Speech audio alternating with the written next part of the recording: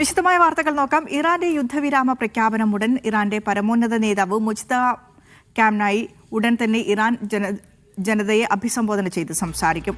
Hormuz തുറന്നതിന് പിന്നാലെ നാവിക ഉപരോധം പൂർണ്ണമായും പിൻവലിച്ചതായി US സെൻട്രൽ കമാൻഡ് അറിയിച്ചു. ഇസ്രായേൽ അമേരിക്ക ആക്രമണത്തിൽ മുജ്തബ കാംനായിക്ക് ഗുരുതരമായി പരിക്കേറ്റതായി നേരത്തെ റിപ്പോർട്ടുണ്ടായിരുന്നു. US ഇറാൻ പ്രസിഡന്റുമാർ ഒപ്പുവെച്ചതോടെ 14 ധാരണാപത്രം പ്രാബല്യത്തിൽ. ഹോർമുസ് കടന്ന കൂടുതൽ എണ്ണച്ചരക്കു കപ്പലുകൾ സ്വിറ്റ്സർലാൻഡിൽ നാളെ ഇറാൻ അമേരിക്ക ചർച്ച തുടങ്ങും. ഉറപ്പുകൾ ലംഘിച്ചാൽ യുദ്ധം പുനരാരംഭിക്കാൻ മടിക്കില്ലെന്ന് US പ്രതിരോധ സെക്രട്ടറി പീറ്റ് ഹെഗ്സെത്ത്. ദക്ഷിണ ലബനാനിൽ ആക്രമണം തുടർന്ന് ഇസ്രായേൽ എണ്ണവിലയിൽ വീണ്ടും ഇടിവ്. MC നാസർ നൽകും വിശദാംശങ്ങൾ ദുബായിൽ നിന്നും. നാസർ, വലിയ രീതിയിലുള്ള ഒരു ധാരണാപത്രം 60 ദിവസത്തേക്കാണെങ്കിൽ പോലും ആ ധാരണാപത്രത്തിൽ സമാധാന കരാറിൽ എല്ലാവരും ആശ്വസിക്കുന്നുണ്ട്. ഒപ്പം ഇനി ശ്രദ്ധിക്കാനുള്ള കാര്യം അല്ലെങ്കിൽ ശ്രദ്ധേയമായ കാര്യം ഇറാൻ ജനതയെ അഭിസംബോധന ചെയ്ത് പരമോന്നത നേതാവിന് എന്താണ് പറയാനുള്ളത് എന്നാണ്.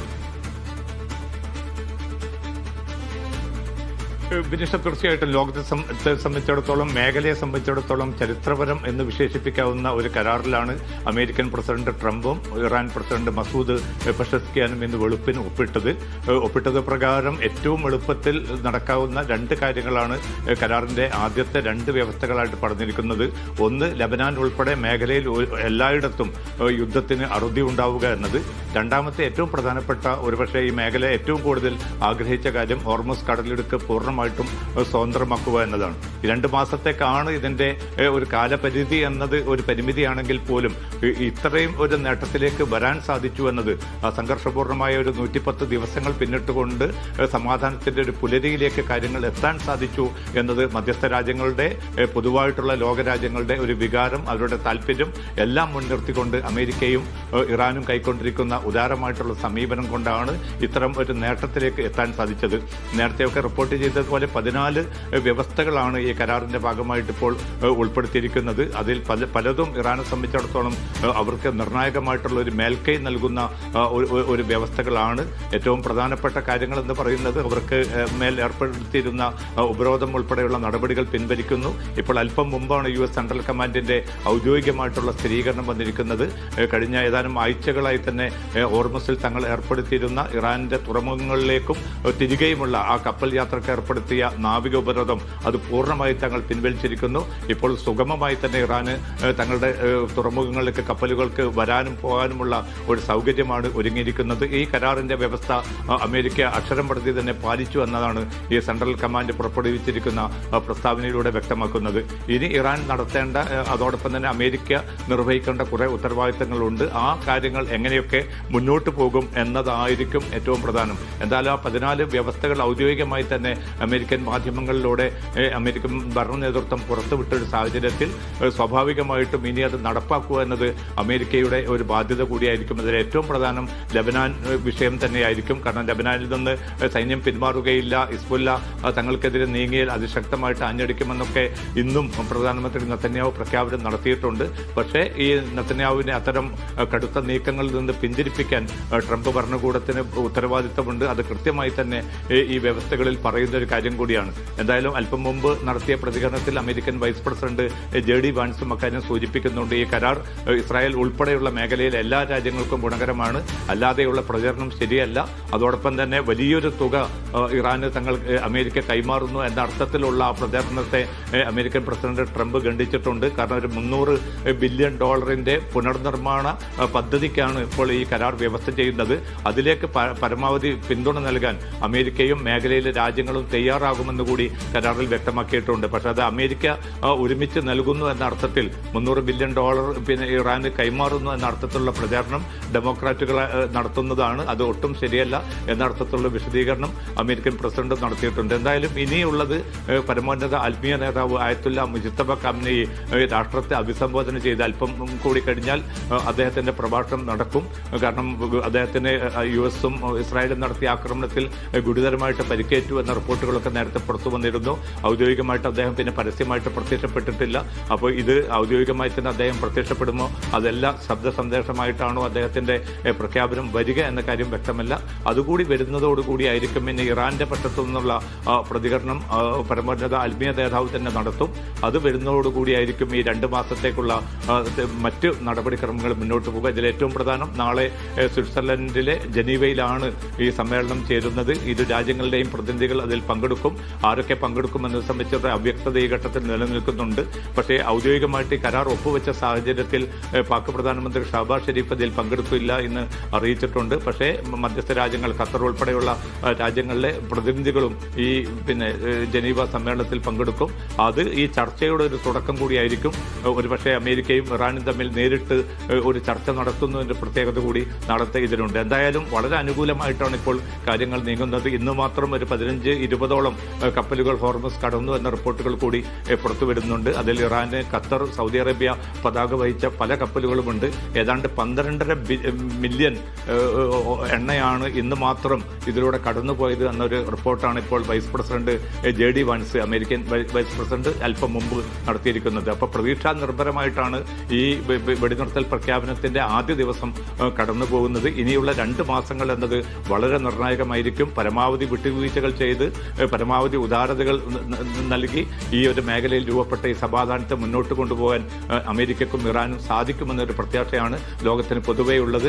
യൂറോപ്യൻ രാജ്യങ്ങളും ഏഷ്യൻ രാജ്യങ്ങളും ഒക്കെ പൂർണ്ണമായിട്ടുള്ള പിന്തുണയാണ് ഈ ധാരണാപത്രത്തിന് നൽകിയിരിക്കുന്നത്. ഇനി ഒരിക്കലും ആക്രമണത്തിലേക്ക് തിരികെ വരാത്ത വിധത്തിൽ അമേരിക്കക്കും ഇറാനും ഇടയിൽ തങ്ങളുടേതായിട്ടുള്ള പൂർണ്ണ സഹകരണം, പൂർണ്ണമായിട്ടുള്ള പിന്തുണ ഈ രാജ്യങ്ങൾ ഉറപ്പു നൽകിയിട്ടുമുണ്ട്. ബിനിഷ. MC നാസറാണ് വിശദാംശങ്ങൾ പങ്കുവച്ചത്. നാസർ തുടരോ. ദോഹയിൽ നിന്ന് അബ്ബാസ് മുഹമ്മദ് കൂടി ചേരുന്നുണ്ട്. അബ്ബാസ്, ഈ നിലവിൽ വന്ന ധാരണാപത്രം അതിന്റെ ഒരു ഇമ്പാക്ട് ഏത് രീതിയിലായിരിക്കും ഗൾഫ് രാജ്യങ്ങളിൽ?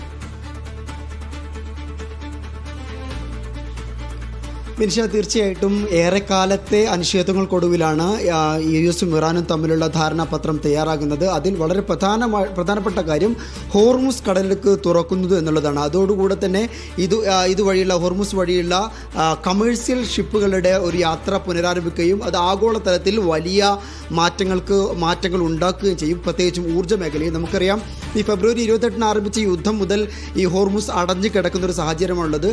ഗൾഫിൽ നിന്നുള്ള എണ്ണയുടെയും അതുപോലെ തന്നെ LPG-യുടെയും LNG-യുടെയും ഒക്കെ വിതരണം ഇതുമൂലം തടസ്സപ്പെട്ട നിലയിലാണ്. 2000-ലേറെ കപ്പലുകൾ ഹോർമുസ് കടലിടുക്കിൽ അവിടെ കുടുങ്ങിക്കിടപ്പുണ്ട്. ഈ ഷിപ്മെൻറ്റുകളൊക്കെ ലോകത്തിൻ്റെ വിവിധ ഭാഗങ്ങളിലേക്ക് സഞ്ചരിക്കുന്നതോടുകൂടെ ഊർജ്ജ ഉൽപ്പാദനത്തിൽ അതുപോലെ ഊർജ്ജ വിതരണത്തിൽ വലിയ മാറ്റങ്ങൾ ഉണ്ടാകും. നേരത്തെ ഈ ആക്രമണത്തിൻ്റെ പശ്ചാത്തലത്തിൽ ഖത്തറിലെ LNG ഉൽപ്പാദനം ഖത്തർ എനർജി നിർത്തിവെക്കുന്ന സാഹചര്യം ഉണ്ടായിരുന്നു. റാസ്ലഫാനിൽ ഇറാൻ നടത്തിയ മിസൈൽ ആക്രമണത്തിന് പിന്നാലെയാണ് അങ്ങനെ ഒരു കടുത്ത തീരുമാനമെടുത്തത്. ഇതോടുകൂടി ഖത്തർ എനർജിക്ക് വീണ്ടും LNG ഉൽപ്പാദനം പുനരാരംഭിക്കാൻ കഴിയും. അത് ലോകത്തിൻ്റെ വിവിധ ഭാഗങ്ങളിലേക്ക്, യൂറോപ്പിലേക്ക്, ഏഷ്യയിലേക്ക്, ഇന്ത്യ അടക്കമുള്ള രാജ്യങ്ങളിലേക്കൊക്കെ ഇതിൻ്റെ ഒരു വിതരണം വീണ്ടും ആരംഭിക്കാൻ കഴിയും. ഇതോടുകൂടെ ഇപ്പോൾ ലോകത്ത് അനുഭവിച്ചുകൊണ്ടിരിക്കുന്ന ഒരു ഇന്ധനക്ഷാമത്തിന് ഒരു വലിയ അളവിൽ പരിഹാരമാകുമെന്ന് തന്നെ നമ്മൾ മനസ്സിലാക്കുന്നത്. കാരണം ഇന്ത്യയിലടക്കം നമ്മൾ LPG-യുടെയും അതുപോലെ തന്നെ പെട്രോളിൻ്റെയും ഡീസലിലൊക്കെ വില വർധനവ് നമ്മൾ അനുഭവിച്ചതാണ്. അതിനൊരു പരിഹാരമാകുമെന്നുള്ളത് വളരെ പ്രധാനപ്പെട്ട കാര്യമാണ്.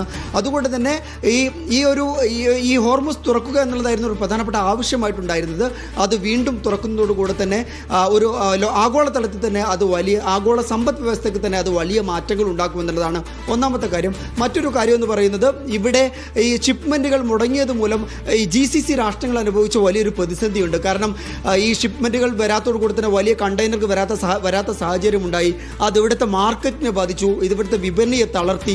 ഇത്തരം പ്രശ്നങ്ങളൊക്കെ ഉണ്ട്. ഇതിൽ കൂടി ഈ പശ്ചിമേഷ്യയിൽ പ്രത്യേകിച്ചും GCC രാഷ്ട്രങ്ങളിൽ ഒരു പുതിയ ഉണർവിന് കൂടി കാരണമാകും.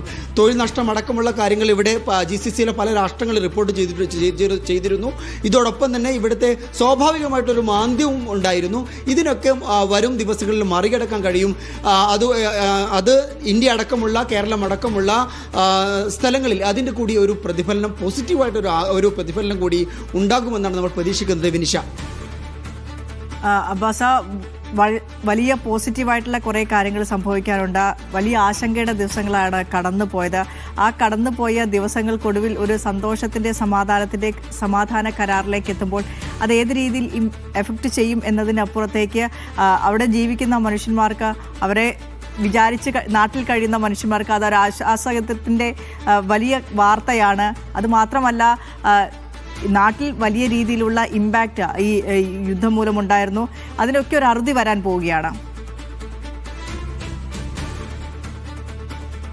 തീർച്ചയായിട്ടും നമ്മളെ സംബന്ധിച്ചിടത്തോളം പ്രത്യേകിച്ച് ഇവിടെ ഖത്തറിൽ, UAE-യിൽ, സൗദിയിൽ, ബഹ്റൈനിൽ, കുവൈത്തിൽ ഈ GCC-യിൽ ഈ 6 രാജ്യങ്ങളിൽ ജീവിച്ചിരുന്ന മനുഷ്യന്മാരെ സംബന്ധിച്ചിടത്തോളം കഴിഞ്ഞ 3 മാസം എന്ന് പറയുന്നത് അവർ ഇതുവരെ അവരുടെ ലൈഫിൽ, അവരുടെ ജീവിതത്തിൽ അനുഭവിക്കാത്ത ഒരു പ്രതിസന്ധിയിലൂടെയാണ് കടന്നുപോയത്. കാരണം മിസൈലുകൾ കാണുന്ന, അതുപോലെ ഡ്രോണുകളുടെ ശബ്ദം കേൾക്കുന്ന ദിവസങ്ങളൊക്കെ GCC രാഷ്ട്രങ്ങളിൽ ജീവിക്കുന്ന മനുഷ്യർ അനുഭവിച്ചിട്ടുണ്ട്.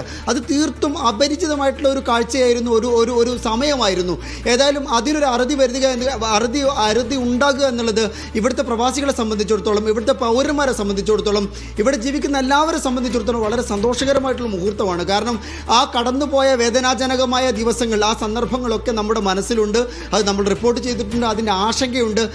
ഇതിൻ്റെ ഈ ആശങ്കയുടെ എല്ലാ തരത്തിലുള്ള കാർമേഘങ്ങളും ഒഴിഞ്ഞു പോകുക എന്നുള്ളത് ഈ യുദ്ധം തുടങ്ങിയ 1ാമത്തെ നാൾ മുതൽ തന്നെ എല്ലാ ആളുകളും ആഗ്രഹിക്കുന്നതാണ്. ലോകം തന്നെ ആഗ്രഹിക്കുന്നതാണ്. നമ്മളിതിനെ പശ്ചിമേഷ്യയിലെ പ്രശ്നമായി മാത്രം ഇതിനെ ഒരിക്കലും ചുരുക്കി കാണാൻ കഴിയില്ലല്ലോ. കാരണം ഇവിടെ ഒരു പ്രശ്നം ഉണ്ടാകുമ്പോൾ അത് നമ്മുടെ കേരളത്തിലെ അടുക്കളയിൽ പോലും ബാധിച്ചു എന്ന് നമ്മൾ പല കുറി നമ്മൾ പറഞ്ഞതാണ്. എന്ന് മാത്രമല്ല, യൂറോപ്പിലെ തന്നെ ഇന്ധന വില നോക്കൂ. അവിടെ വളരെ ഭീമമായ രീതിയിൽ ഇന്ധനത്തിന് വില വർദ്ധിക്കുന്ന സാഹചര്യം ഉണ്ടായി. അതുകൊണ്ട് ഒരു യുദ്ധമുണ്ടായതിനു ശേഷം ഇതിൻ്റെ ഒരു ഇമ്പാക്റ്റ് എന്ന് പറയുന്നത് അത് പ്രാദേശിക തലത്തിൽ മാത്രം ഒതുങ്ങി നിൽക്കുന്നതായിരുന്നു. അത് ആഗോളതലത്തിൽ തന്നെ അതിൻ്റെ വലിയ ആഘാതമുണ്ടായി. അതിനെയാണ് നമ്മൾ മറികടക്കാൻ പോകുന്നത്. ഇവിടുത്തെ മനുഷ്യനെ സംബന്ധിച്ചിടത്തോളം നേരത്തെ വിനിഷ സൂചിപ്പിച്ചതുപോലെ തന്നെ ഇത്തരം ആശങ്ക നിറഞ്ഞ ദിനങ്ങളെയാണ് നമ്മൾ വിജയകരമായിട്ട് കടന്നു പോകാൻ പോകുന്നത്. ഏതായാലും അത് പ്രത്യേകിച്ച് പ്രവാസികളെ സംബന്ധിച്ചിടത്തോളം വളരെ ആശ്വാസകരമാണ്. തീർച്ചയായിട്ടും അതിൻ്റെ ഒരു പോസിറ്റീവായിട്ടുള്ള ഇമ്പാക്റ്റ് നമ്മുടെ പ്രത്യേകിച്ചും കേരളത്തിലെ കൂടി ജീവിതത്തിൽ ഉണ്ടാകും. ആ ഒരു സന്തോഷത്തിൽ കൂടിയാണ് പ്രവാസികളുള്ളത്. വിനിഷ. യെസ്, ദോഹയിൽ നിന്ന് അബ്ബാസ് മുഹമ്മദും ദുബായിൽ നിന്ന് MCA നാസറുമാണ് വിശദാംശങ്ങൾ പങ്കുവച്ചത്. US ഇറാൻ സമാധാന കരാറിനെ കുവൈറ്റ് മന്ത്രിസഭ സ്വാഗതം ചെയ്തു. ആക്ടിംഗ് പ്രധാനമന്ത്രി ഷെയ്ഖ് ഫഹദ് യൂസഫ് സയ്യിദ് അസബായിന്റെ അധ്യക്ഷതയിൽ ചേർന്ന യോഗത്തിലാണ് ഇക്കാര്യം ചർച്ച ചെയ്തത്. കരാർ നടപ്പാക്കുന്നതോടെ സൈനിക പ്രവർത്തനങ്ങൾ ഉടനടി അവസാനിപ്പിക്കുമെന്നും ഹോർമുസ് കടലിടുക്കിൽ സുരക്ഷിത നാവിഗേഷൻ ഉറപ്പാക്കുമെന്നും മന്ത്രിസഭ പ്രതീക്ഷ പ്രകടിപ്പിച്ചു. യുദ്ധം അവസാനിപ്പിക്കാൻ ഇടപെട്ട ഖത്തർ, പാകിസ്ഥാൻ രാജ്യങ്ങളുടെ ശ്രമങ്ങളെ മന്ത്രിസഭ അഭിനന്ദിച്ചു. കുവൈത്ത് വിദേശകാര്യമന്ത്രി ഷെയ്ഖ് ജറാ അൽ ജാബർ ഇറാൻ വിദേശകാര്യമന്ത്രി ഡോക്ടർ അബ്ബാസ് അരക്ഷിയുമായി ഫോണിൽ സംസാരിച്ചു. US ഇറാൻ ധാരണാപത്രം മേഖലയിലെ സുരക്ഷയും സ്ഥിരതയും ശക്തിപ്പെടുത്തുമെന്ന് പ്രതീക്ഷിക്കുന്നതായി കുവൈത്ത് വ്യക്തമാക്കി. ഹോർമുസ് കടലിടുക്കിലെ സുരക്ഷയും നാവിഗേഷൻ സ്വാതന്ത്ര്യവും സംരക്ഷിക്കപ്പെടണമെന്നും മന്ത്രി ചൂണ്ടിക്കാണിച്ചു. കുവൈത്തിൽ നിന്നും ഇന്ത്യൻ വിമാന കമ്പനികളുടെ സർവീസുകൾ ജൂലൈ 1 മുതൽ പുനരാരംഭിച്ചേക്കും. ഇൻഡിഗോയും എയർ ഇന്ത്യ എക്സ്പ്രസും ടെർമിനൽ 4 വഴിയാണ് സർവീസ് നടത്തുക. സ്കൂൾ അവധിക്കാലത്ത് നാട്ടിലേക്ക് മടങ്ങാൻ കാത്തിരുന്ന മലയാളികൾ അടക്കമുള്ള ആയിരക്കണക്കിന് പ്രവാസികൾക്ക് ഈ തീരുമാനം ആശ്വാസമാകും. ഇന്ത്യൻ വിമാന കമ്പനികളായ ഇൻഡിഗോയും എയർ ഇന്ത്യ എക്സ്പ്രസും കുവൈത്ത് സർവീസ് പുനരാരംഭിക്കുന്നു. ജൂലൈ 1 മുതൽ ടെർമിനൽ 4 വഴിയാണ് ഇരു കമ്പനികളും സർവീസ് നടത്തുക. ഇൻഡിഗോ ഹൈദരാബാദ്, കൊച്ചി, കോഴിക്കോട്, ഡൽഹി, മുംബൈ, ബംഗളൂരു, കൊൽക്കത്ത തുടങ്ങിയ നഗരങ്ങളിലേക്ക് കണക്റ്റിംഗ് സർവീസുകൾ ലഭ്യമാക്കും. എയർ ഇന്ത്യ എക്സ്പ്രസ് കോഴിക്കോട്, കൊച്ചി, തിരുവനന്തപുരം ഉൾപ്പെടെയുള്ള ഇന്ത്യൻ നഗരങ്ങളിലേക്ക് സർവീസ് നടത്തും. ജൂലൈ 2 മുതൽ കണ്ണൂരിലേക്കുള്ള ബുക്കിംഗും ലഭ്യമാണ്. ഇറാൻ ആക്രമണത്തെ തുടർന്ന് ജൂൺ 3 നിർത്തിവെച്ച സർവീസുകളാണ് ഇപ്പോൾ പുനരാരംഭിക്കുന്നത്. സ്കൂൾ അവധിക്കാലത്ത് നാട്ടിലേക്ക് മടങ്ങാൻ കാത്തിരുന്ന മലയാളികൾ ഉൾപ്പെടെയുള്ള യാത്രക്കാർക്ക് തീരുമാനം ആശ്വാസമായി. ദിവസവും പുലർച്ചെ 4 മണി മുതൽ രാത്രി 10 മണി വരെ സർവീസുകൾ ഉണ്ടാകും. യാത്രക്കാർ വിമാനം പുറപ്പെടുന്നതിന് 3 മണിക്കൂർ മുൻപ് വിമാനത്താവളത്തിലെത്തണമെന്നും അധികൃതർ അറിയിച്ചു. Media 1 Kuwait. സൗദിയിൽ വേനൽ ചൂട് കനക്കുന്നതിനിടെ വാഹനോടമകൾക്ക് മുന്നറിയിപ്പുമായി Saudi civil defence. Portable charger, phone battery, lighter, perfume തുടങ്ങിയ തീപിടുത്തത്തിന് സാധ്യതയുള്ള വസ്തുക്കൾ വാഹനങ്ങൾക്കുള്ളിൽ സൂക്ഷിക്കരുതെന്നാണ് നിർദ്ദേശം. വേനൽ ശക്തമായതോടെ തൊഴിലിടങ്ങളിൽ ഉൾപ്പെടെ സിവിൽ ഡിഫൻസ് ജാഗ്രതാ നിർദ്ദേശങ്ങൾ നൽകിയിട്ടുണ്ട്. സൗദിയിൽ ചൂട് കനക്കുന്നതിനിടെയാണ് പൊടിക്കാറ്റെത്തുന്നത്. രാജ്യത്തിന്റെ വടക്ക് കിഴക്കൻ അതിർത്തികൾ ഉൾപ്പെടെ ഹാഇൽ, തബൂക്ക്, അൽജൌഫ് എന്നീ പ്രവിശ്യകളിൽ ഇന്ന് പൊടിക്കാറ്റെത്തി. നെജിറാന്റെ ചില ഭാഗങ്ങളിലും മക്ക, മദീന, ജീസാൻ എന്നിവിടങ്ങളിലും പൊടിക്കാറ്റ് ശക്തമാവാൻ സാധ്യതയെന്ന് കാലാവസ്ഥാ കേന്ദ്രം അറിയിച്ചു. മക്ക, മദീന എന്നിവിടങ്ങളിലെ ചില ഭാഗങ്ങളിലും ജീസാനിലേക്ക് പോകുന്ന തീരദേശ പാതകളിലും പൊടിക്കാറ്റ് ശക്തമാവാൻ സാധ്യതയുണ്ട്. റോഡിലെ കാഴ്ചപരിധി 0-ലേക്ക് താഴുന്നതിനാൽ യാത്രക്കാർക്ക് മുന്നറിയിപ്പും സിവിൽ ഡിഫൻസ് നൽകി. സൗദിയിൽ ഇന്ന് താപനില 46 ഡിഗ്രിക്ക് മുകളിൽ രേഖപ്പെടുത്തി. അൽഹസയിലാണ് ഏറ്റവും ഉയർന്ന താപനില. Sabith Saleem, media 1, Jeddah. കുട്ടികൾ സോഷ്യൽ മീഡിയ ഉപയോഗിക്കുന്നതിന് UAE വിലക്ക് ഏർപ്പെടുത്തി. 15 വയസ്സിന് താഴെയുള്ള കുട്ടികൾ സോഷ്യൽ മീഡിയ പ്ലാറ്റ്ഫോമുകളിൽ അക്കൗണ്ട് തുടങ്ങാൻ പാടില്ല. കമന്റ് ചെയ്യാനും ചാറ്റ് ചെയ്യാനും ഗ്രൂപ്പിന്റെ ഭാഗമാകാനും അനുമതിയുണ്ടാകില്ല. UAE മന്ത്രിസഭയാണ് കുട്ടികളുടെ സോഷ്യൽ മീഡിയ ഉപയോഗം വിലക്കി തീരുമാനമെടുത്തത്. മാതാപിതാക്കളുടെ സമ്മതമുണ്ടെങ്കിലും 15 വയസ്സിന് താഴെയുള്ളവർക്ക് സോഷ്യൽ മീഡിയ വിലക്ക് ബാധകമായിരിക്കും. കുട്ടികൾ പ്രായം മാറ്റിക്കാണിച്ച് അക്കൗണ്ടുകൾ തുറക്കുന്നില്ലെന്ന് ഉറപ്പാക്കാൻ ഡിജിറ്റൽ ഐഡന്റിറ്റി, ആർട്ടിഫിഷ്യൽ ഇന്റലിജൻസ് എന്നിവയുടെ സഹായത്തോടെ ബയോമെട്രിക് ടൂളുകൾ ഏർപ്പെടുത്താൻ സോഷ്യൽ മീഡിയ പ്ലാറ്റ്ഫോമുകൾക്ക് 1 വർഷത്തെ സാവകാശം നൽകാൻ മന്ത്രിസഭ തീരുമാനിച്ചു. 15 വയസ്സിന് താഴെയുള്ളവരുടെ നിലവിലെ അക്കൗണ്ടുകൾ ഉടൻ നീക്കാനും സർക്കാർ നിർദ്ദേശം നൽകി. 15നും 16നും ഇടയിൽ പ്രായമുള്ള കുട്ടികൾക്ക് നിയന്ത്രണങ്ങളോടെ അക്കൗണ്ട് ഉപയോഗിക്കാം. അപരിചിതരുമായുള്ള ചാറ്റിംഗ്, പരിമിത ഉപയോഗ സമയം, മാതാപിതാക്കളുടെ നിയന്ത്രണം എന്നിവയോടെയായിരിക്കും അനുമതി. നാഷണൽ മീഡിയ അതോറിറ്റി TDRA എന്നിവയ്ക്കാണ് നിയമം നടപ്പാക്കാനുള്ള ചുമതല. നിയമം പാലിക്കാത്ത സോഷ്യൽ മീഡിയ പ്ലാറ്റ്ഫോമുകൾക്ക് പിഴ ചുമത്താനും ആവശ്യമെങ്കിൽ അവയെ രാജ്യത്ത് നിരോധിക്കാനും അതോറിറ്റിക്ക് അധികാരമുണ്ടാകും. മീഡിയ 1, ദുബായ്. ആഗോള സൈബർ സുരക്ഷാ റാങ്കിങ്ങിൽ സൗദി അറേബ്യ വീണ്ടും ഒന്നാമതെത്തി. തുടർച്ചയായ 3ാം തവണയാണ് നേട്ടം സ്വന്തമാക്കുന്നത്. ഈ വർഷം IMD പുറത്തിറക്കിയ റിപ്പോർട്ടിലാണ് ഇക്കാര്യം വ്യക്തമാക്കിയത്. അന്താരാഷ്ട്ര സൈബർ സുരക്ഷാ രംഗത്താണ് സൗദി അറേബ്യയുടെ ആധിപത്യം. IMD പുറത്തിറക്കിയ വേൾഡ് കോമ്പറ്റീറ്റീവ്നെസ് ഇയർബുക്ക് 2026 റിപ്പോർട്ടിലാണ് നേട്ടം. ആഗോള സൈബർ സുരക്ഷാ സൂചികയിൽ സൗദി വീണ്ടും 1ാം സ്ഥാനത്തെത്തി. തുടർച്ചയായ 3ാം വർഷമാണ് രാജ്യം ഈ നേട്ടം സ്വന്തമാക്കുന്നത്. സൈബർ സുരക്ഷാ മേഖലയിലെ ശക്തമായ നിക്ഷേപങ്ങളും പദ്ധതികളുമാണ് മുന്നേറ്റത്തിന് കാരണമായത്. ആഗോളതലത്തിൽ മാതൃകയാക്കാവുന്ന പ്രതിരോധ സംവിധാനമാണ് സൗദി കെട്ടിപ്പടുത്തതെന്നും റിപ്പോർട്ടുകൾ ചൂണ്ടിക്കാട്ടുന്നു. സൈബർ സുരക്ഷ, നവീകരണം, നിക്ഷേപം എന്നീ മേഖലകളിൽ കൂടുതൽ മുന്നേറ്റം ലക്ഷ്യമിട്ട പ്രവർത്തനങ്ങളാണ് തുടരുന്നത്. Media 1, Jeddah. സൗദിയിൽ വിവിധ മത്സരങ്ങളും എന്റർടൈൻമെന്റുകളും കോർത്തിണക്കിയ മീഡിയ 1 സ്റ്റാർ ഷെഫ് 2ാം പതിപ്പിന് ദമാമിൽ പ്രൗഢഗംഭീര തുടക്കം. ഷെഫ് പിള്ള, രാജ് കലിഷ്, ദാന റാസിക് തുടങ്ങിയ വലിയ താരനിരയാണ് ഇത്തവണ സ്റ്റാർ ഷെഫിന്റെ ഭാഗമാകുന്നത്. നാളെ റിയാദിൽ മുട്ടിപ്പാട്ടടക്കമുള്ള പരിപാടികളോടെയാണ് സ്റ്റാർ ഷെഫ് തുടങ്ങുക. കൂടുതൽ വിവരങ്ങളുമായി ദമാമിൽ നിന്നും വിശാൽ ചെറുപ്പുളശ്ശേരി ചേർന്നു. വിശാൽ, പറയൂ വിശദാംശങ്ങൾ. വിനീഷ, മീഡിയ 1 സ്റ്റാർ ഷെഫിൻ്റെ 2ാം എഡിഷന് ദമാമിൽ പ്രൗഢമായ ഒരു തുടക്കമാണ് ഇന്നുണ്ടായിട്ടുള്ളത്. ഇവിടെ വിവിധ മത്സരങ്ങൾ, 6 ഇനം മത്സരങ്ങളാണ് ഇവിടെ ഒരുക്കിയിട്ടുള്ളത്. അതിൽ ചില മത്സരങ്ങൾ ഇപ്പോൾ പൂർത്തിയായിരിക്കുകയാണ്. ഈ മത്സരങ്ങൾക്കൊപ്പം ഇത്തവണത്തെ സ്റ്റാർ ഷെഫിൻ്റെ പ്രധാന പ്രത്യേകത എൻ്റർടൈൻമെൻറ്റ് പരിപാടികളും ഇതോടൊപ്പം തന്നെ ഉണ്ട്. ഇനി നടക്കാനിരിക്കുന്നത് ദാന ദുർറ റാസിക്കിൻ്റെ പ്രത്യേക മ്യൂസിക്കൽ ഈ നൈറ്റാണ് ഇനി ഇവിടെ നടക്കാൻ പോകുന്നത്. ഇപ്പോൾ ഇവിടെ സ്റ്റാർ ഷെഫാണ് പൂർത്തിയായിട്ടുള്ളത്. ഇതോടൊപ്പം junior chef, cake decor, little Picasso, ഇങ്ങനെ നിരവധി മത്സരങ്ങൾ. ഇനി അടുത്തത് നടക്കാൻ പോകുന്നത് ഇവിടെ ഏറ്റവും ആവേശകരമായിട്ടുള്ള തീറ്റ മത്സരം ആണ്. ഇപ്പോൾ നമ്മുടെ കൂടെ ഇപ്പോൾ ഉള്ളത് സ്റ്റാർ ഷെഫ് മത്സരം പൂർത്തിയാക്കിയ മത്സരാർത്ഥികളാണ്. എന്താണ് വിശേഷം? അടിപൊളിയായിരുന്നു. പേര്? ഫൗസിയ, അശ്വതി, സുബീന, മുനിയ, സുബിന സാർ, ഷബ്ന. എങ്ങനെ ഉണ്ടായിരുന്നു മത്സരങ്ങൾ? നല്ല മനസ്സിലായിരുന്നു. നല്ല അഭിപ്രായം. എന്താണ് ഇന്ന് കുക്ക് ചെയ്ത്? ഞാൻ ഡൈനമൈറ്റ് ചിക്കൻ. അതെന്താണ് ഇൻഗ്രീഡിയൻ്റ് ഒക്കെ പറഞ്ഞു? ബ്രെഡ്, ചിക്കൻ, സോയ സോസ്, പിന്നെ കുറച്ച് ക്രീം, പിന്നെ ഉള്ളി, ഓണിയൻ, ക്യാപ്സിക്കം. സ്വന്തമായിട്ട് ഒരു ആശയാണോ? സ്വന്തമായിട്ട് ഉണ്ടാക്കിയത് തന്നെ. ഇവിടെ ഞാൻ ഡംപ്ലിങ്സ് ആണ് ഉണ്ടാക്കിയത്. ഡംപ്ലിങ്സ് വിത്ത് ഫ്യൂഷൻ ഡക്ക് കറിയാണ് ഉണ്ടാക്കിയത്. ഈ മീഡിയ 1ൻ്റെ സ്റ്റാർ ഷെഫിനെ കുറിച്ച് എങ്ങനെയാണ് അറിഞ്ഞത്? അത് ഫേസ്ബുക്ക്, ഇൻസ്റ്റാഗ്രാം പേജിലൂടെ അതിൻ്റെ ന്യൂസ് അഡ്വർടൈസ്മെൻറ്റ് കണ്ടിട്ടാണ് അറിഞ്ഞത്. അങ്ങനെയാണ് രജിസ്റ്റർ ചെയ്തതും. ലാസ്റ്റ് ഇയർ ഞാൻ പാർട്ടിസിപ്പേറ്റ് ചെയ്തിട്ടുണ്ടായിരുന്നു. വിന്നറാവോ? ഇൻഷാല്ലാ, hope for the best. Confidence ഉണ്ട്. ട്രൈ ചെയ്തിട്ടുണ്ട് മാക്സിമം. ഇനി ജഡ്ജസിൻ്റെ എന്താണെന്ന് നമ്മളിവിടെ കുക്ക് ചെയ്ത വിഭവം? ഇന്നൊരു ഫ്യൂഷൻ ഡിഷായിരുന്നു. എൻ്റെ ഓർമ്മയിലുള്ള ഫുഡിൻ്റെ നല്ല മെമ്മറീസൊക്കെ ഫ്യൂസ് ചെയ്തിട്ട് ഡിഫറെൻറ്റ് ഡിഷസ് ഫ്യൂസ് ചെയ്തുണ്ടാക്കിയതാണ്. അതായത് ചൈനീസും ഇറ്റാലിയൻ ഡിഷൊക്കെ നമ്മളെ ഡിഷിലേക്ക് വരുമ്പോൾ എങ്ങനെ റീപ്ലേസ് ചെയ്യാന്നുള്ള അങ്ങനെ ഒരു ഡിഷാണ് ഉണ്ടാക്കിയത്. ഷെഫിള്ള വന്നു, കല്ല് വന്നു, എന്താണ് പറഞ്ഞത്? ഞാൻ ഫുഡ് ഉണ്ടാക്കിയത് കണ്ട ഒരു കൊതിച്ചെന്നാണ് പറഞ്ഞത്. ഞങ്ങൾ നമ്മളെ കേരളത്തിൻ്റെ മണവും നാടിൻ്റെ രുചിയൊക്കെ ചേർന്ന ഒരു പ്രവാസി കോസ്റ്റൽ പ്ലേറ്റാണ് ഞാൻ ഉദ്ദേശിച്ച് അവരുടെ അടുത്ത് അവതരിപ്പിച്ചത്. ഞാൻ കുക്ക് ചെയ്ത സീ ഫുഡാണ്, അതായത് ഞണ്ട് റോസ്റ്റും കപ്പയും കാന്താരിയും. അതാണ് നമ്മളെ കേരളത്തിൻ്റെ നാടിൻ്റെയൊക്കെ തനതായ രുചിയാണ് ഞാനിവിടെ അവതരിപ്പിച്ചത്. ഇത്തവണ തൂക്കും? ഞാൻ തൂക്കും എന്നാണ് എൻ്റെ ഒരു വിശ്വാസം. ഇല്ലെങ്കിൽ ഞാൻ അടുത്ത തവണയിലും തൂക്കും, ഉറപ്പാണ്.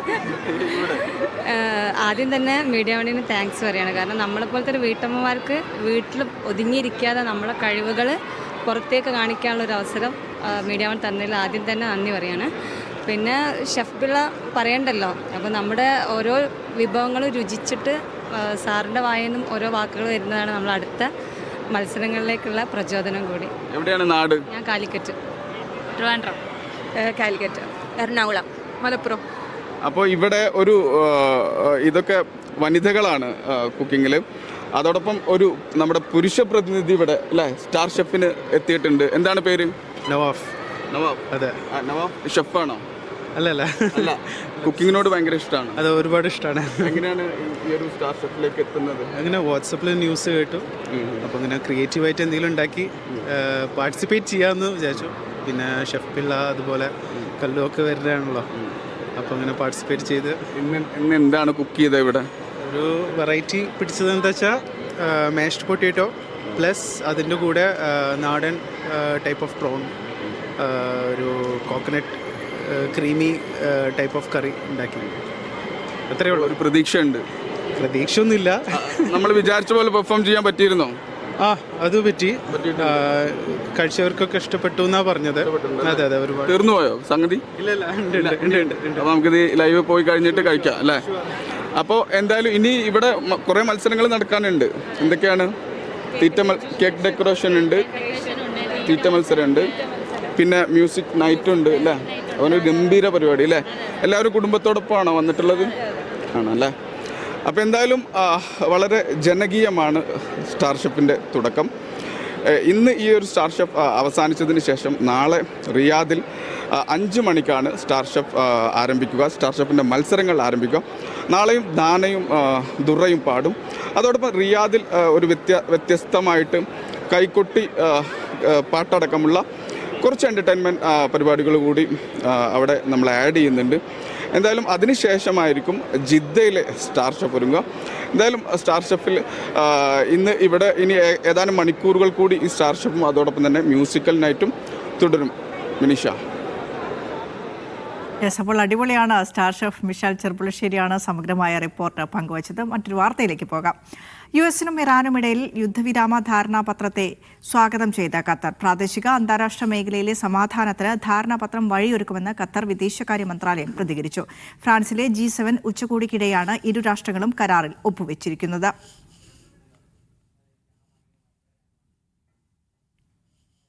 ദോഹയിൽ നിന്ന് കുവൈറ്റ് സിറ്റിയിലേക്ക് പ്രതിദിന സർവീസ് ഖത്തർ എയർവേസ് പുനരാരംഭിക്കുന്നു. ജൂൺ 21 മുതലാണ് സർവീസ് വീണ്ടും ആരംഭിക്കുക. കുവൈറ്റ് അന്താരാഷ്ട്ര വിമാനത്താവളത്തിലെ ടെർമിനൽ T4 വഴിയാകും എല്ലാ സർവീസുകളും കൈകാര്യം ചെയ്യുക.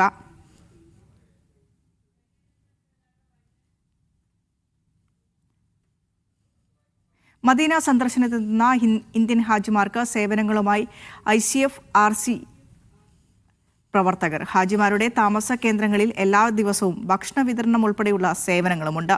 നിരവധി വോളണ്ടിയർമാരാണ് സേവനത്തിനെത്തുന്നത്.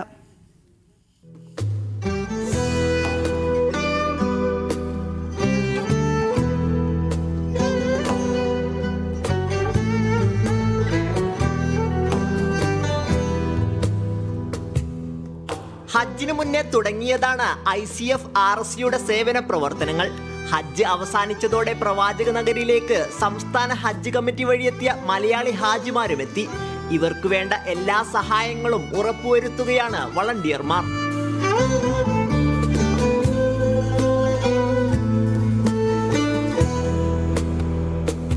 ഇവിടെ വരുന്ന ആളുകൾക്ക് ഈ മദീന കേന്ദ്രീകരിച്ച് ചെയ്യേണ്ട കാര്യങ്ങൾ, ഒന്ന് അവരുടെ ഇവിടുത്തെ ഇബാദത്ത് സംബന്ധമായിട്ടുള്ള വിഷയങ്ങളുണ്ട്.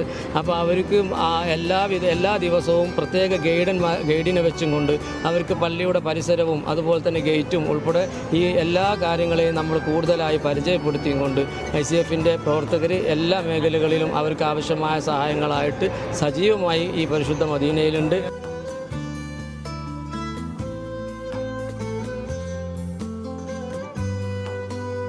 മദീനയിൽ മരണപ്പെടുന്ന ഹാജിമാരുടെ കബറടക്ക ചടങ്ങുകൾ നിർവഹിക്കുന്നതുൾപ്പെടെ വ്യത്യസ്തമാണ് സേവനങ്ങൾ.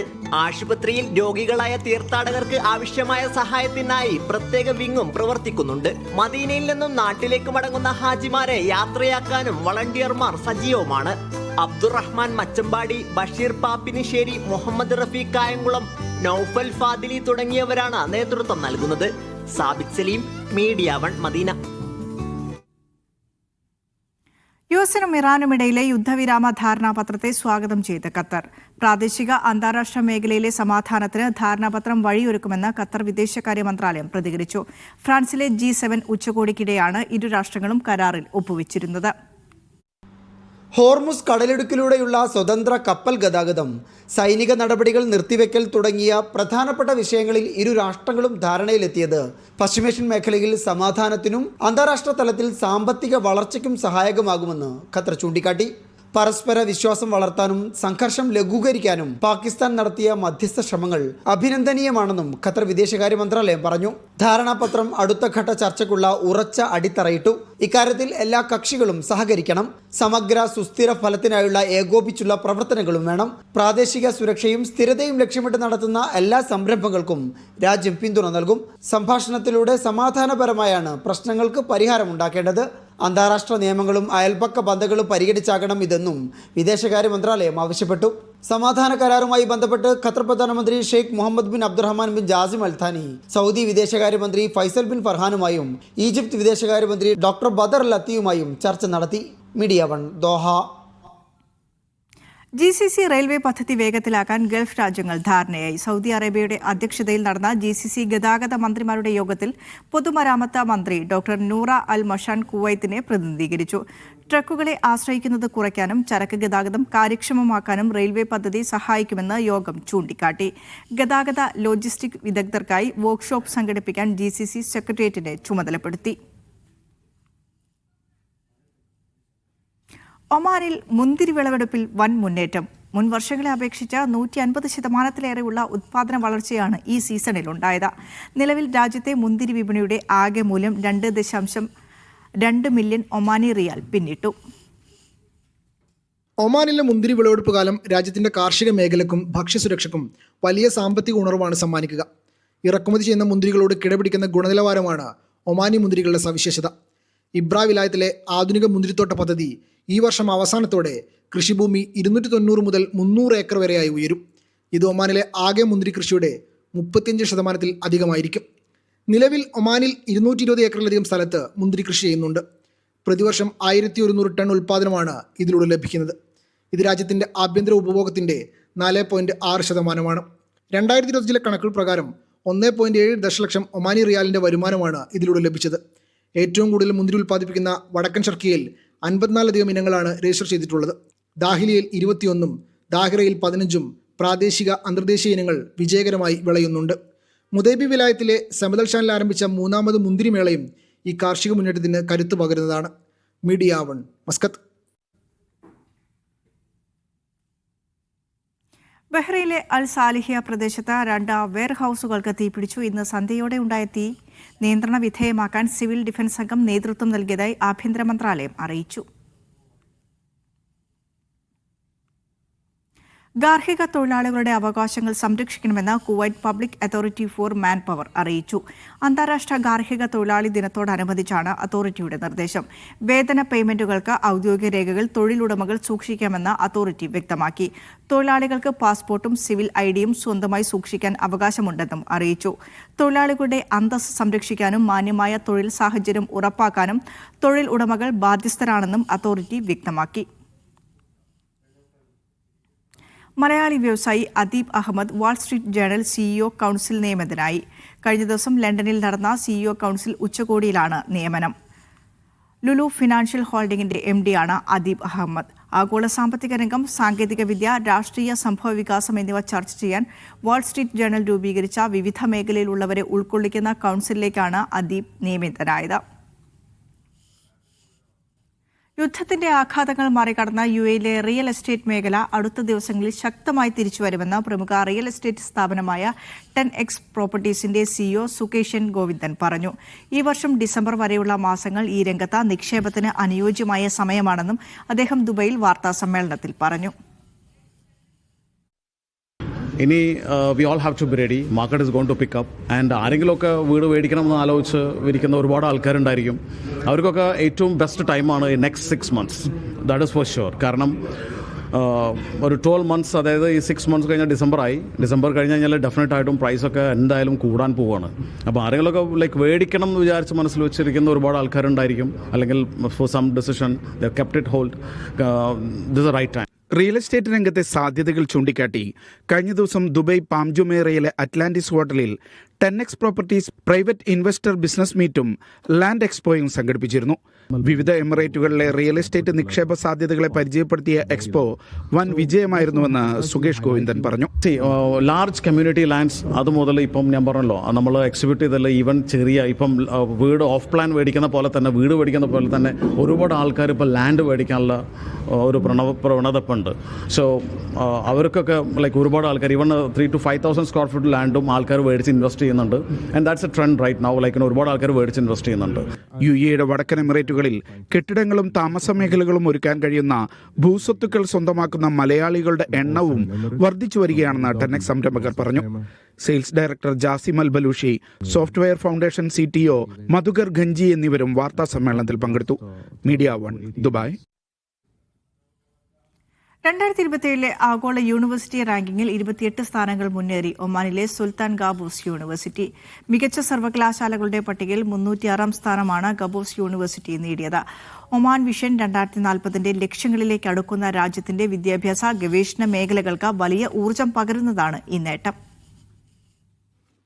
106 രാജ്യങ്ങളിൽ നിന്നുള്ള 8,808 സർവകലാശാലകളുടെ വിവരങ്ങൾ വിശകലനം ചെയ്താണ് അന്തിമ പട്ടിക തയ്യാറാക്കിയത്. 1,504 സ്ഥാപനങ്ങൾ മാത്രമാണ് അന്തിമ റാങ്കിങ്ങിൽ ഇടം നേടിയത്. കഴിഞ്ഞ വർഷത്തെ 334 സ്ഥാനത്ത് നിന്നും 28 റാങ്കുകൾ മുന്നേറിയാണ് ഖാബൂസ് യൂണിവേഴ്സിറ്റി 306 സ്ഥാനത്തെത്തിയത്. സുൽത്താൻ ഖാബൂസ് യൂണിവേഴ്സിറ്റിയെ ലോകത്തിലെ മികച്ച 300 സർവകലാശാലയിൽ ഒന്നാക്കുകയാണ് ഒമാൻ വിഷൻ 2040 ലക്ഷ്യങ്ങളിൽ ഒന്ന്. ഈ ലക്ഷ്യത്തിലേക്ക് കൂടുതൽ അടുക്കുകയാണ് യൂണിവേഴ്സിറ്റി.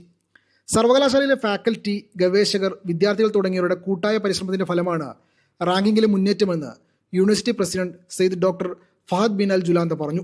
പഠന നിലവാരം, തൊഴിൽ വിപണിയിലെ മികച്ച സ്വീകാര്യത, രാജ്യാന്തര ഗവേഷക ശൃംഖല എന്നിവയിൽ ഖാബൂസ് യൂണിവേഴ്സിറ്റി ഉയർന്ന സ്കോർ നേടിയിട്ടുണ്ട്. അതേസമയം ഈ വർഷം 94 പുതിയ സർവകലാശാലകൾ ആഗോള റാങ്കിങ്ങിൽ ഇടം പിടിച്ചിട്ടുണ്ട്. അന്തരിച്ച സുൽത്താൻ ഖാബൂസ് ബിൻ സയ്യിദിന്റെ നിർദ്ദേശപ്രകാരം 1982 നിർമ്മാണം ആരംഭിച്ച് 1986 യൂണിവേഴ്സിറ്റി പ്രവർത്തനം ആരംഭിച്ചത്. Media 1 Muscat. സമ്മാന പദ്ധതികളും സമ്മാനങ്ങളും നിരവധിയുണ്ടാകും. എന്നാൽ കിട്ടുന്ന സമ്മാനം ഒരാളുടെ ജീവിതം മാറ്റിയാലോ? ഒമാനിൽ ഫുഡ് ട്രക്കുകൾ സമ്മാനമായി നൽകുകയാണ് ലോകോത്തര ബ്രാൻഡായ ABC ഗ്രൂപ്പ്. ഒമാനിലെ ABC ഔട്ട്ലെറ്റുകളിൽ നിന്ന് പർച്ചേസ് ചെയ്യുന്നവരിൽ നിന്ന് തിരഞ്ഞെടുക്കുന്നവർക്ക് 2 ഫുഡ് ട്രക്കുകൾ സമ്മാനമായി കിട്ടും. ഒമാനിൽ കൂടുതൽ തൊഴിൽ അവസരങ്ങൾ സൃഷ്ടിക്കാനുള്ള ഒമാൻ വിഷൻ 2040 ചുവട് പിടിച്ചാണ് ABC ഇത് വിഭാവനം ചെയ്തിരിക്കുന്നതെന്ന് മാനേജ്മെന്റ് പറഞ്ഞു.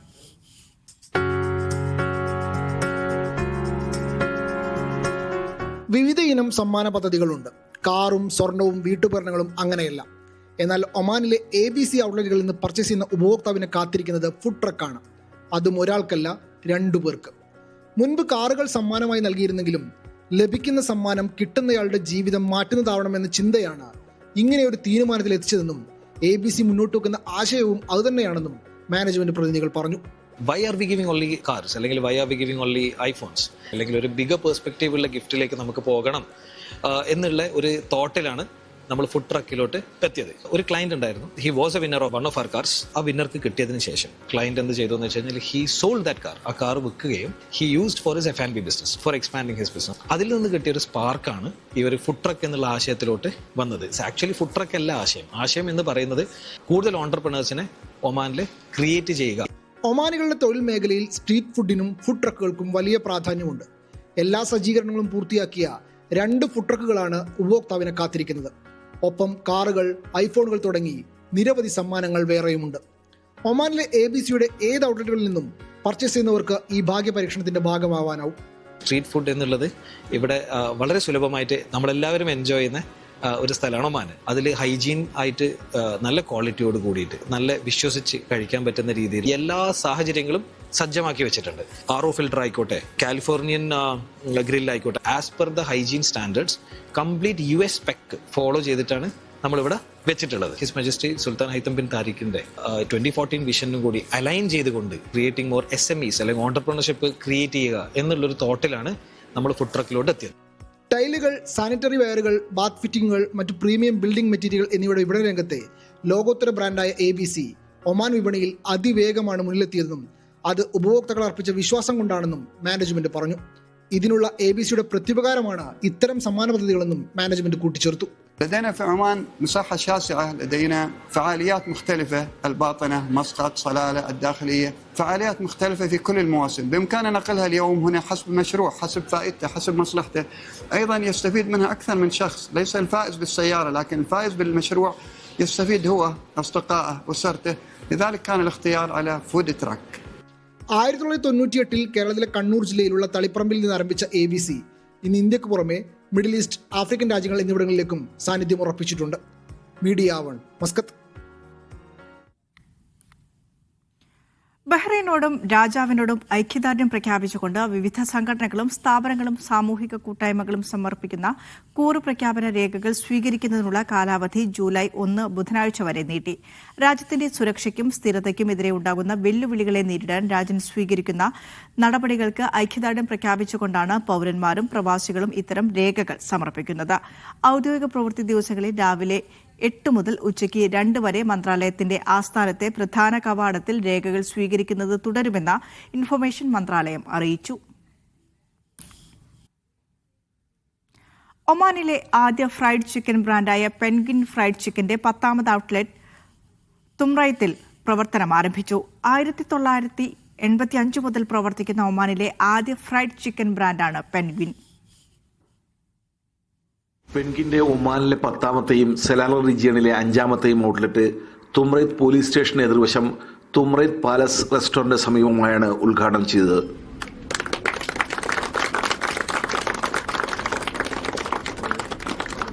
മുനിസിപ്പൽ കൗൺസിൽ അംഗം സയ്യിദ് മുഹമ്മദ് മഹിയ മസനൽ ഖസീരിയാണ് ഉദ്ഘാടനം നിർവഹിച്ചത്. ഗ്രൂപ്പ് ചെയർമാൻ നാസർ നസീർ, മുഹമ്മദ് അൽ കാസിമി, മാനേജിംഗ് ഡയറക്ടർ ആസിഫ് ബഷീർ എന്നിവരും സംബന്ധിച്ചു. ഉദ്ഘാടനത്തോടനുബന്ധിച്ച് 5 റിയാലിന് പർച്ചേസ് ചെയ്യുന്ന കസ്റ്റമേഴ്സിൽ നിന്നും വിജയിയാവുന്ന ഒരാൾക്ക് ഒരു iPhone 17 Pro സൗജന്യമായി ലഭിക്കും. പെൻഗ്വിനിൽ ഫ്രൈഡ് ചിക്കൻ, പിസ്സ, ബർഗർ തുടങ്ങിയ ഫുഡുകൾ ലഭ്യമാണ്. ഫ്രാഞ്ചൈസി പാർട്ണർമാരായ റസൽ മുഹമ്മദ്, അബ്ദുസലാം, മറ്റ് പൗരപ്രമുഖരും പ്രത്യേക ക്ഷണിതാക്കളും സംബന്ധിച്ചു. Media 1 Salalah.